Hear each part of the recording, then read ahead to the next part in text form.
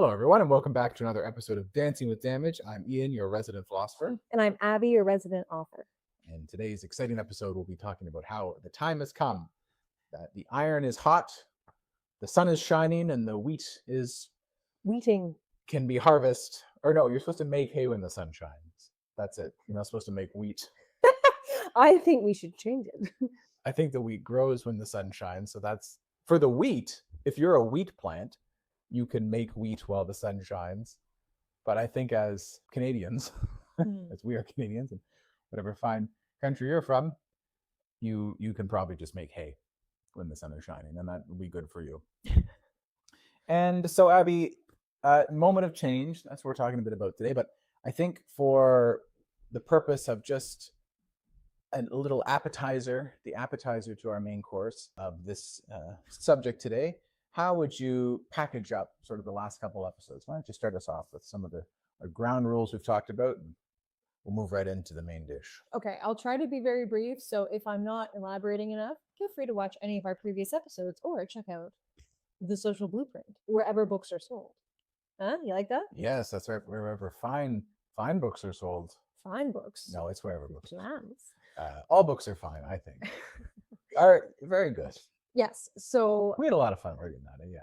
Oh my gosh, so much fun. We revised it so many times. At one point, it was accidentally the plot of Lost. I don't know if you've seen the show, but Ian, independently of the show, he'd never seen it, he'd never heard of it because he grew up under a rock, apparently. He had a really good idea where all of the different true emotions, the subconscious emotions, were sort of on an island trying to deal with a plane crash. And as I was sort of talking to him about his idea, I was like, man, you really like the show Lost? And he says, what are you talking about? So I showed him an episode and he was so mad. He said, this show stole my idea. I said, this show's like 10, 20 years old. He goes, curses. So I thought it was pretty funny. That is pretty well exactly what happened. So that is a perfect segue into the summary. Sorry, I just thought it was a fun story. It is funny. So our concept, our theory is that people carry damage, i.e. the desire to self-sabotage. The purpose in life is to show love to the next generation and the world generally, which means you sacrifice, i.e. short-term pain for long-term gain, something like budgeting or eating well or financial stability, good stuff. The stuff that you find you can't do in a first world country, in a society where everything else is going right, your life is going well, you can hold down a job, lots of positive things, just have these little things that make your life harder. And you just can't explain why you do them. Damage. It is subconscious. We talked about the fact that there are 6 true emotions in our subconscious that sort of motivate how we act and exist in society. And all other emotions are sort of cerebral. They're in the conscious, i.e. you can think or change what you're doing and affect that emotion, whereas the true emotions are deep and it takes something fundamental to change them. And then most recently, we talked about the fact that damage is not your fault. It is not your parents' fault, but it does stem from ages about 0 to 5, from adverse experiences in your childhood, because you expect 100% love in those years. And if at any point you receive less than 100% love, the opposite of love is hate. You automatically inject hate. You feel guilty for having any hate towards your guardian. So you feel in that guilt, you self-sabotage. What did you think of that summary? That's pretty... A terrific summary. And guilt was our big sort of culprit in all this. And we kind of compare that, I think we might have already done that, to like a thorn bush that's growing, and the soil of unmoderated technology is what allows that thorn bush to grow within all of us.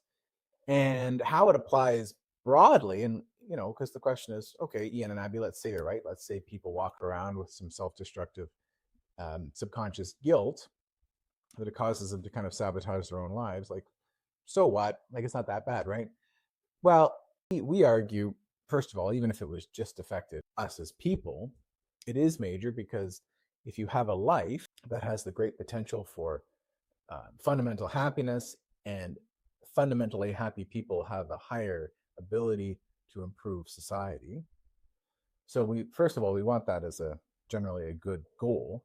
But secondly, we talked a bit about in the book, and I think on Dancing with Damage, about the barn. If a barn has too many planks that are rotten, the whole barn collapses. Mhm. And so when you look at your phone or turn on the news, you always see issues, a rainbow of different issues in terms of mental health is on the rise, and politics is becoming very toxic and unhelpful. Climate is in crisis, and there's a growing income gap, and the quality of life and cost of living, and all these things. I was gonna say food makes me so sad because it costs. Did you know I tried to buy grapes at the store as a sub tangent? I love grapes. Mm. I'm some kind of marsupial deep inside. I just eat things that they eat. And it was $20 for about a handful of grapes. I was so sad because I couldn't validate that cost in my head. And I wanted them so badly as a treat, Mm. but they're so expensive. And we live in the nation that produces grapes. The cashier was confused when she walked up with the handful of grapes for purchase. And where's the bag? The cashier asked, and Abby said she couldn't afford the bag, so maybe she would just take the grapes. Perhaps the bag was extra. Yeah, so you've all felt that feeling when you look around at the cost of things and how it's kind of changed a lot. Obviously, prices fluctuate, but overall, what we're seeing are symptoms in society and in ourselves that there is a problem, Mhm. a problem that shouldn't be ignored. And it's like sometimes, let's say as people, we go around and sometimes we feel a little sick. Um, maybe maybe our toe hurts, or maybe our eye is twitching a little bit, or something like not too serious. And so we don't go to the hospital. We don't go to the doctor. But we know when we have to go to the hospital because suddenly something's really wrong. Let's say Abby, you made a good example the other day of a patient who had many things wrong with them. What was that example? Oh, well, as an example, let's say you have a headache and your throat is sore and your nose won't stop running. Independently, those are three different symptoms. And a physician could give you three different medications. Let's say Tylenol doesn't exist, and it requires three different medications to fight three different symptoms. Well, while that's all good, if you don't look at the cause, i.e., the disease or the sickness causing those symptoms, all you're doing is masking them.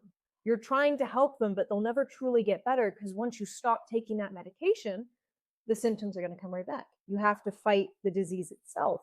So I think actually you had a parable that sort of encapsulated that a little bit in the book that I really like. We did write about the grain. The grain, I think it's called The Grain in the Rainstorm. The rain and the grain in Spain. The grain and the grain, and The grain and the grain. yes, double grain. More grain. It's like, there's double chocolate brownies. Like, if you know them, Abby, of course, would know them. She is quite fond of all those treats.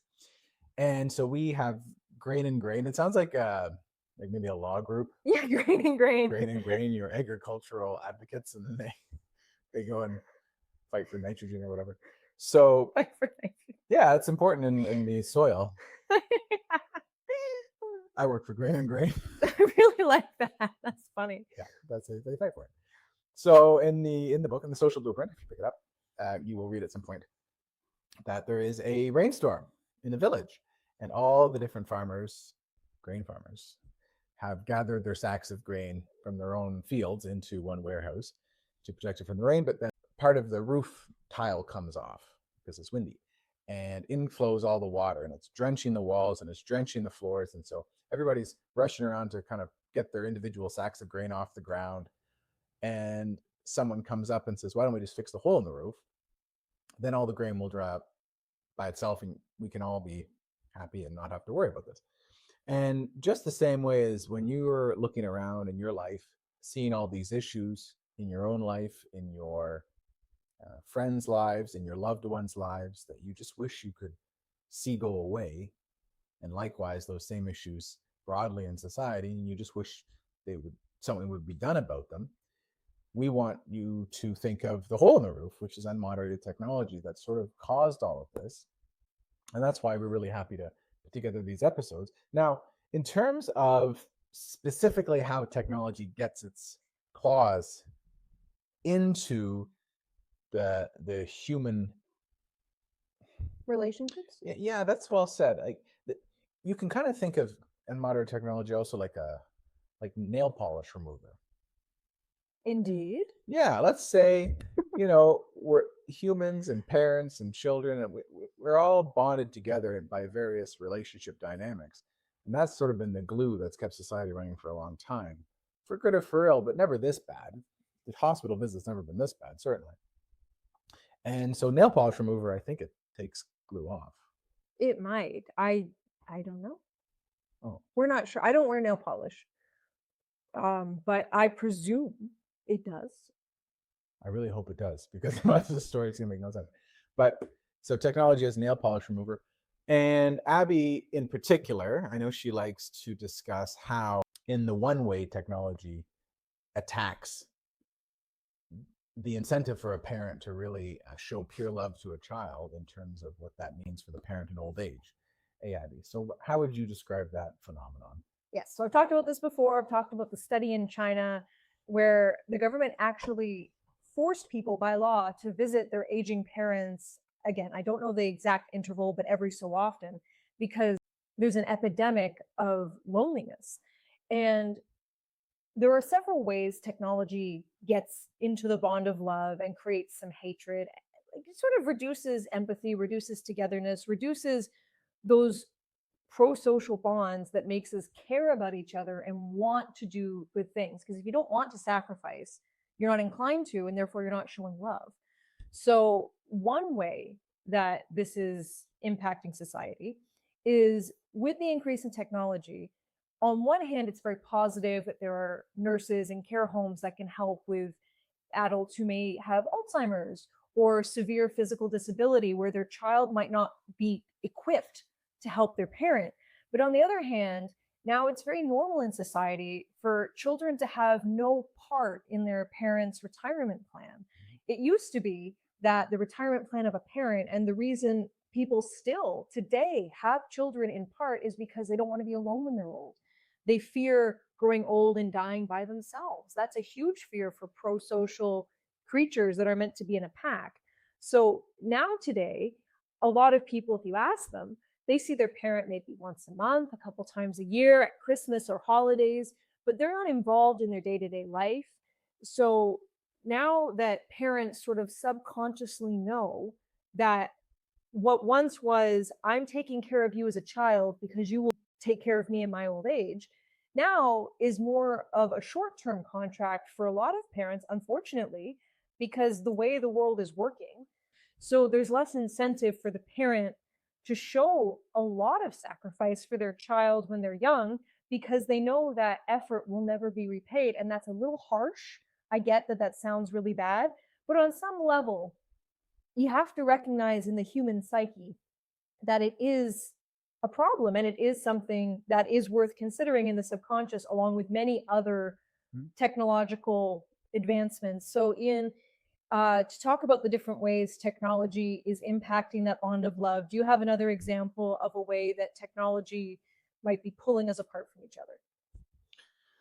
We should flesh that, what you're talking about. I like that, because we see it as, again, let's go back to our first principles here, in terms of the theory that the parent figure is not showing 100% love to the child figure. Ages 0 to 5, a little bit of hate is injected in there, because the dancing partners in the subconscious of love and hate, if love's not being shown, then by default hate is being shown. It's a really good point, actually. I'm glad you said that. I should have said that. That's a really good point. There we go.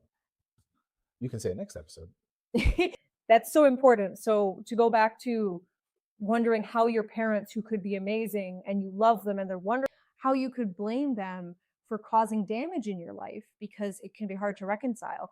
If they're not showing you as much love as they could, and on some level you recognize that, by default, they're showing you hate. Even if they're not showing you what might be considered active hate, it's by default hate. So any absence of love immediately injects hate, immediately causes guilt, immediately causes damage. So just keep that in mind.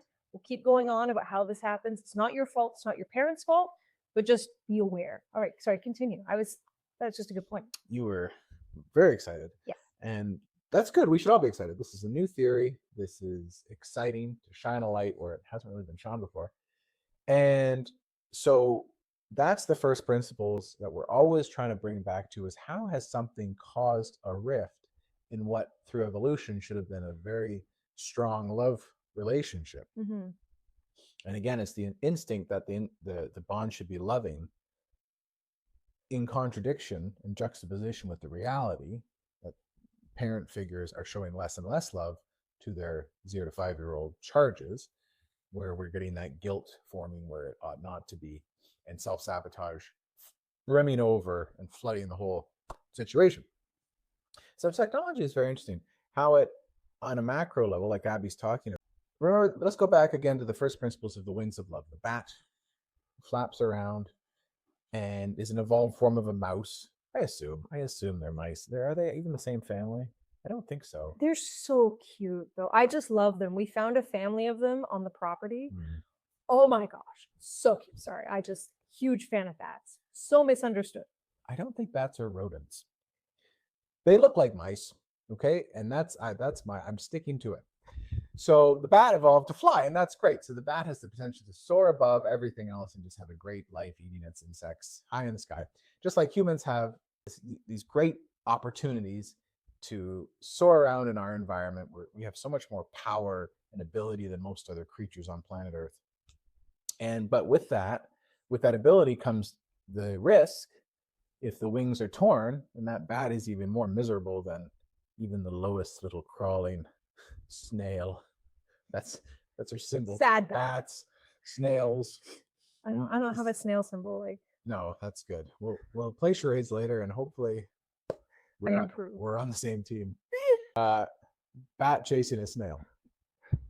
So the wings of love. Very important to go back to that. How pack animals seem to have evolved is that there's a more incentive and instinct to love if there's an increase in proximity. In other words, you can think of it as eye contact, really, like in face-to-face eye contact, spending time with each other. So they're a great example. Maybe not. Maybe that's not helpful. No, of course it is. And the other one being codependence. Well, when you look at how the Industrial Revolution split families up, see, of course, these are all generalizations, but by and large, when you had more rural living, there was, in terms of proximity, there was sort of a forced proximity in the family unit. Just nobody was really going anywhere, sort of sticking around the family business or the family farm. Then, of course, the Industrial Revolution hit, and people were walking into the factory every day, where the factory was. Well, suddenly the parent and the child are spending less time together. And then globalization really kicks in, and all the technology that allows that pulls parent figures further away from their children, away from the orbit even more. And then replacements, substitutes for parenting come in. We have televisions, and then more recently and disastrously, as we'll argue, the internet and the screens that seem to have totally replaced parents in some ways these days, in a lot of cases. So the proximity wing has really taken a big hit. But then on a macro level, but then also, let's look at codependence between parent and child. Well, in the same vein, if you lived in a smaller community back historically before the Industrial Revolution, who was going to take care of the parent when they were arthritic and had things like dementia and Alzheimer's? Yeah, they were vulnerable. It would be the child. It would have to be. It was them or the wolves, right? That's an exaggeration, but as we progress and as parents are moving further away from their parents and saying, well, you got to go to an old folks home. If you ask a person who's retired or about in that phase of their life, no one really wants to go to a retirement home. My dad said he'd rather jump off a cliff, which is very dark, but I promised him he can come live with us and I'd be super happy because he's awesome. How many shows and television shows and movies often use, like a character? Like, we're watching Frasier. It's a show from the 90s. So based in America. And one of the characters is the father of the protagonist. And the father is always saying, you're going to put me in a nursing home, like making light of it. And it's a really common trope in many movies. Well, it's because there's a grain of truth in that joke, is that parent is very disappointed when their child sort of like ships them down the river to a nursing home. And that's because historically, for the last many, many generations, In human history, it was always the expectation that the child would take in the parent and become the parent of their now child parent, if you follow me.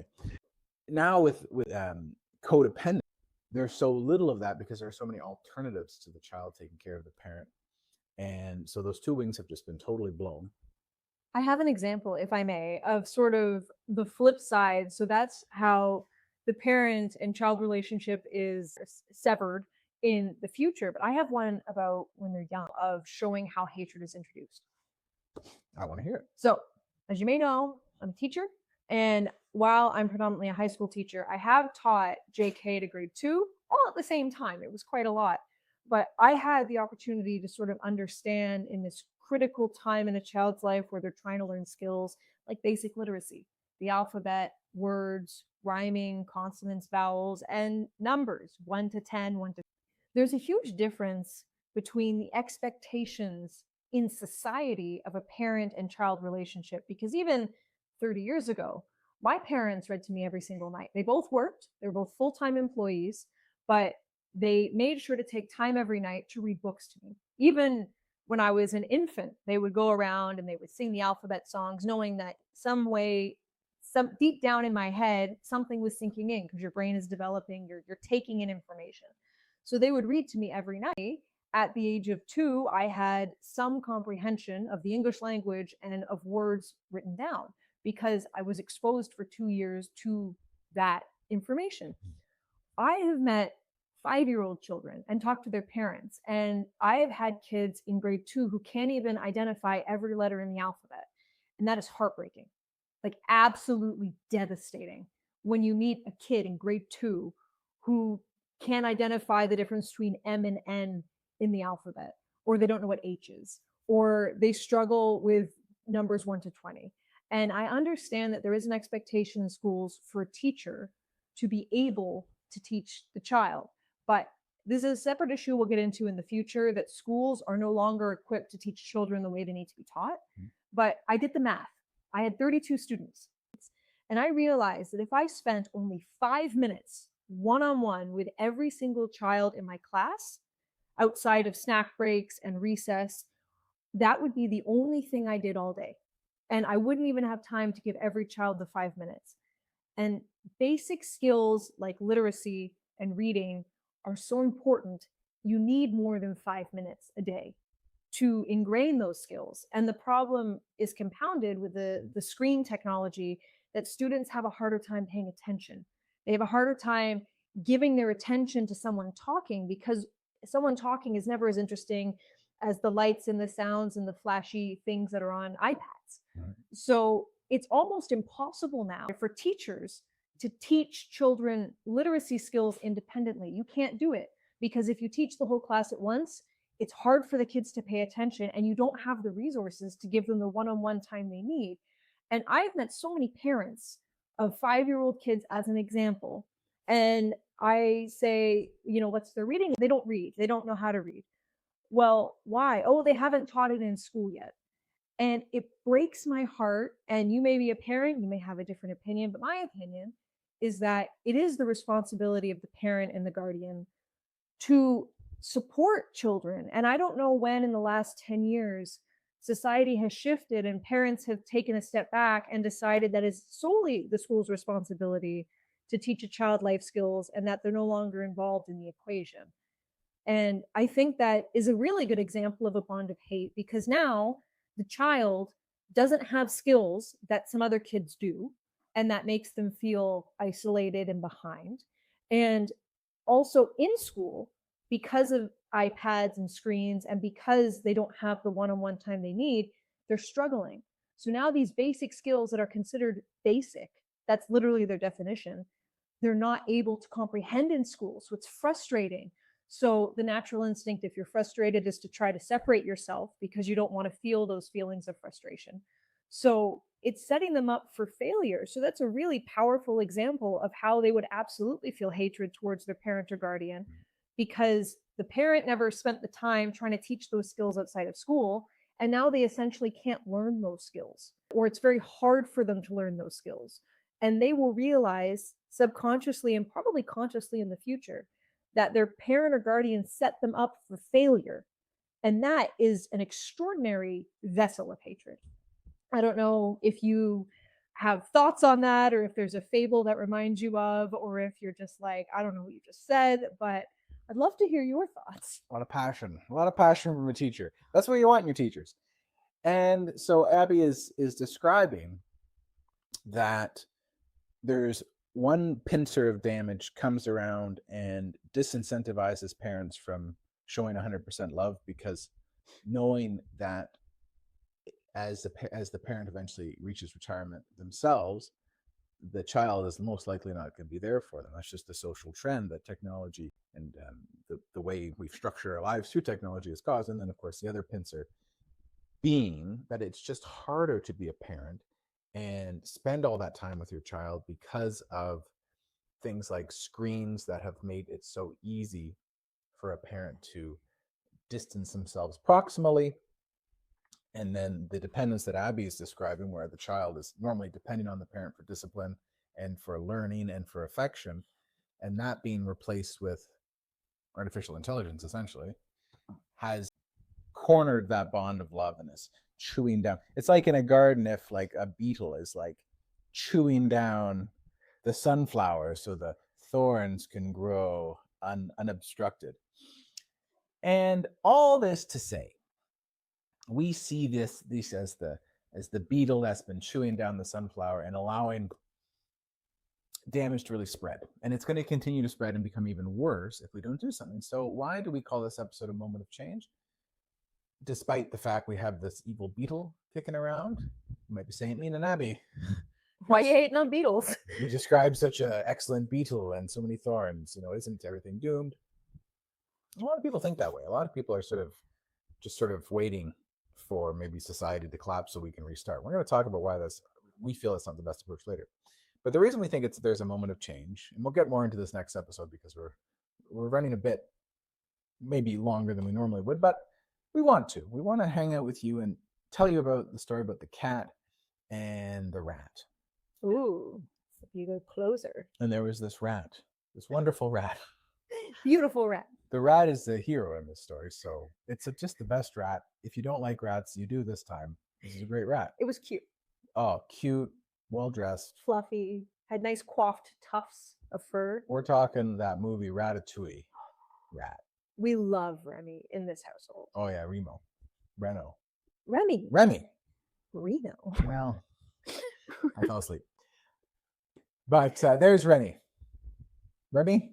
There he is, scurrying away. And we shouldn't call him Remy because that's just going to be confusing. It's just a wonderful rat. And it's running across the floor. And there's cats chasing him. And that's just like how people have been running from the issue of unmoderated technology for a long time. But finally, as metrics in society are revealing the truth and sort of writing on the wall the issues that come with technology in terms of how it affects our social relationships, as that becomes very naked, that's like when the rat hits a corner and turns to finally face its pursuer, the cat, the mean cat. And the rat has a choice.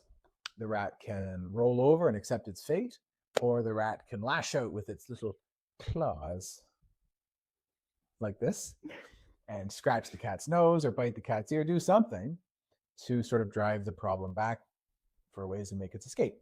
And we feel that just as a cornered rat would do that, so will this generation. We're filming this in 2026, and we feel the ingredients are right, and the fire that burns within all of us for a better future has reached a crescendo. And even though, damage is at its strongest now, so too is that fire that we see in people who are ready to galvanizes them into making a change.